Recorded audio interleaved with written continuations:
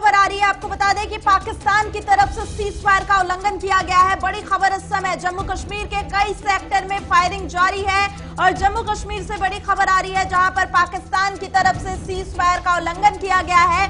Poonch sector में पाकिस्तान की firing जारी है। तो एक बार फिर से पाकिस्तान की तरफ से नापाक हरकत की गई है। पाकिस्तान की तरफ से लगातार गोलीबारी की जा रही है और सीज फायर का उल्लंघन किया गया है। तो बड़ी खबर, पुंछ सेक्टर में पाकिस्तान की फायरिंग इस समय जारी है जहां पर पाकिस्तान की तरफ से सीज फायर का उल्लंघन किया गया है। बिल्कुल बड़ी खबर इस वक्त हम आपको बता रहे हैं। नापाक पाकिस्तान अपनी हरकतों से बाज नहीं आ रहा है और एक बार फिर पाकिस्तान ने संघर्ष विराम का उल्लंघन किया है। पुंछ सेक्टर में पाकिस्तान की तरफ से सीज फायरिंग की गई है। पाकिस्तान की तरफ से लगातार गोलीबारी हो रही है। जिस तरीके से कुछ दिन पहले जम्मू कश्मीर में नगरोटा से आतंकवादियों को हिरासत में लिया गया, उन्हें एक तरीके से एनकाउंटर में मार गिराया गया और एक बड़ा आतंकवादी हमला नाकाम किया गया। उस समय से लेकर लगातार पाकिस्तान की तरफ से सीज फायर का उल्लंघन हो रहा था और इस वक्त भी जो उल्लंघन है वो लगातार जारी है। पुंछ सेक्टर में पाकिस्तान की तरफ से भारी बमबारी शेलिंग की जा रही है। बिल्कुल, तो लगातार आपको बता दें कि जहां एक तरफ पाकिस्तान की तरफ से ये गोलीबारी की जा रही है, वहीं भारत की तरफ से भी मुंहतोड़ जवाब दिया जा रहा है और लगातार पाकिस्तान की इस कायराना हरकत को नाकाम करने की कोशिश भारत की तरफ से की जा रही है। और इसी खबर पे ज्यादा जानकारी के साथ हमारे संवाददाता जमशेद मलिक इस समय पुंछ से लाइव जुड़े हुए हैं। जमशेद, क्या कुछ अपडेट मिल रही है और सीज फायर उल्लंघन को लेकर? करिश्मा, बिल्कुल जिस तरह डीडीसी इलेक्शन को सिर्फ अब एक दिन बाकी और ऐसे हालात में पाकिस्तान की तरफ से सीज फायर का उल्लंघन एक बार फिर किए जाना बड़े सवाल खड़े करता है, क्योंकि इस वक्त पाकिस्तान की तरफ से शाहपुर, किरनी, कस्बा सेक्टर के साथ साथ दगवार सेक्टर में भी सीज फायर का उल्लंघन किया जा रहा है। हालांकि सेना पाकिस्तान को उसी की भाषा में जवाब दे रही है, मगर जिस तरह पाकिस्तान की तरफ से अब आए दिनों सीज फायर के उल्लंघन किए जा रहे हैं, इससे ग्रामीणों में काफी दहशत देखने को मिल रही है। अगर 2020 की हम बात करें तो 2020 में अब तक पाकिस्तान की तरफ से तकरीबन 4000 मरतबा सीज फायर के उल्लंघन किए गए हैं। और बड़ी बात यह है कि जमशेद, कश्मीर में बर्फबारी शुरू हो गई है। इन तमाम फायरिंगों का उद्देश्य क्या कहीं ना कहीं वो जो आतंकवादी है उन्हें भारत में घुसपैठ कराना है? जी बिल्कुल, घुसपैठ की कोशिशें काफी अरसा से राजौरी पूंछ से की जा रही हैं, मगर किसी भी घुसपैठ की कोशिश को यहां से सेना ने कामयाब नहीं होने दिया। हालांकि अगर कोई घुसपैठ करके निकल भी आता है तो उसको रास्ते में मार दिया जाता है, जिस तरह कालाकोट इलाके में एक घुसपैठिए को घुसने के बाद मार दिया गया था। मगर जिस तरह पिछले कुछ दिनों से मैं आपको बता रहा हूं कि आने वाले एक दिन बाद डीडीसी इलेक्शन भी जम्मू कश्मीर में होने जा रहे हैं। इसके चलते सीमावर्ती क्षेत्र में पाकिस्तान की तरफ से लगातार शेलिंग किए जाना काफी चिंता का विषय है, क्योंकि इस बार फिर पाकिस्तान की तरफ से ग्रामीणों को निशाना बनाकर किसी के हताहत होने की कोई खबरें सामने आ रही है?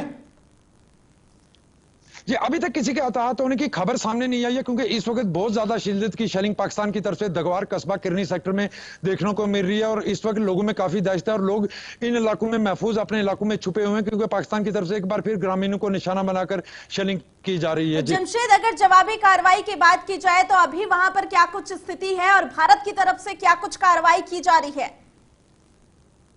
जी करिश्मा, बिल्कुल पाकिस्तान की तरफ जब भी शेलिंग की जाती है उसको उसी की भाषा में दोबारा जरूर जवाब दिया जाता है। और सबसे बड़ी बात है कि सेना की तरफ से जब भी पाकिस्तान को जवाब दिया जाता है सिर्फ उनकी चौकियों को निशाना बनाया जाता है, मगर पाकिस्तान की तरफ से जब भी शेलिंग की जाती है वो ग्रामीणों को निशाना बनाकर शेलिंग करता है। मगर हर बार पाकिस्तान को मुंहतोड़ जवाब दिया जाता है, मगर उसके बावजूद भी पाकिस्तान की तरफ से लगातार सीमावर्ती क्षेत्र में बिल्कुल। लेकिन जमशेद, जैसा कि आप कह रहे हैं कि ग्रामीणों को निशाना बनाना कहीं ना कहीं उनका मोटो होता है, तो ऐसे में तमाम स्थानीय लोगों की सुरक्षा को ध्यान में रखते हुए क्या कुछ व्यवस्थाएं की गई है? और अगर वहां पर फायरिंग हो रही है तो इस समय उनके लिए सुरक्षा को ध्यान में रखते हुए क्या उन्हें कहीं सुरक्षित स्थान पे भेजा गया है? मैं सुरक्षा की जहां तक बात करें तो राजौरी पूंछ में बड़ी तादाद में जरूर बंकर बनाए गए हैं, मगर जिस तादाद में बनाने चाहिए थे वो आज तक नहीं बनाए गए। अगर जो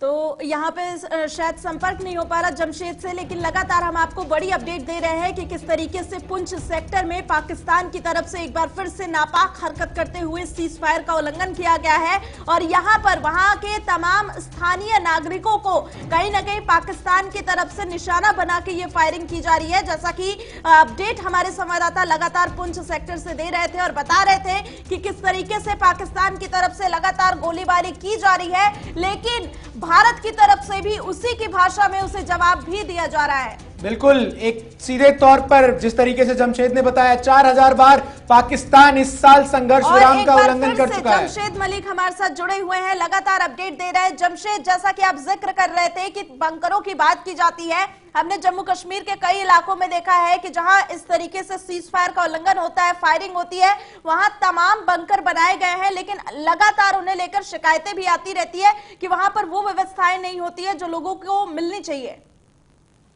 जी करिश्मा, बिल्कुल, अगर बंकरों की हम जम्मू कश्मीर में बात करें, खास करके अगर राजौरी पुंछ में हम बंकरों की बात करें तो बड़ी सियासत इन पे हुई, क्योंकि एक अरसा से यहाँ के लोगों की ये मांग रही थी कि लाइन ऑफ कंट्रोल के नजदीक बंकर बनाए जाएं। हालांकि हम ये कहेंगे राजौरी में पुंछ से ज्यादा बंकर बनाए गए, गलत नहीं होगा। हालांकि जो बंकर बनाए गए इनमें बहुत सारी शिकायतें ये आ रही है कि गर्मियों के मौसम में इनमें 1-1 फुट पानी भरा नजर आता है, और सर्दियों आने वाले दिनों में जिस तरह बारिशों का सिलसिला शुरू होगा और बारिशें हो भी रही है, इससे ये आप सोच सकते हैं कि इन बंकरों में कितना पानी भरेगा। मगर जो कम्युनिटी, एक बार फिर जम्मू कश्मीर में चुनाव जो है उसकी शुरुआत हो रही है। कल से डीडीसी चुनाव की शुरुआत है। निश्चित तौर पर ये जो सीज फायर का उल्लंघन किया जा रहा है पाकिस्तान की तरफ से लगातार, ये पाकिस्तान के उस चिड़चिड़ापन वाले रवैये को दिखा रहा है जो जम्मू कश्मीर में एक बार फिर जब स्थिति नॉर्मल हो रही है उससे जो पाकिस्तान बौखलाया हुआ है। जी बिल्कुल, डीडीसी इलेक्शन की अगर हम बात करें तो डीडीसी इलेक्शन में सिर्फ एक दिन बाकी है, क्योंकि 28 तारीख को राजौरी पुंछ में 2 जगह पोलिंग होनी वाली है। दोनों इलाके जो हैं ये सीमा से बहुत दूर हैं, ये सीमा के नजदीक नहीं है। मगर आने वाले जो चरण है इसमें सीमा के नजदीक भी कई ऐसे इलाके हैं जहां वोटिंग होनी है, मगर ऐसे हालात में जिस तरह बहुत बहुत धन्यवाद जमशेद तमाम जानकारी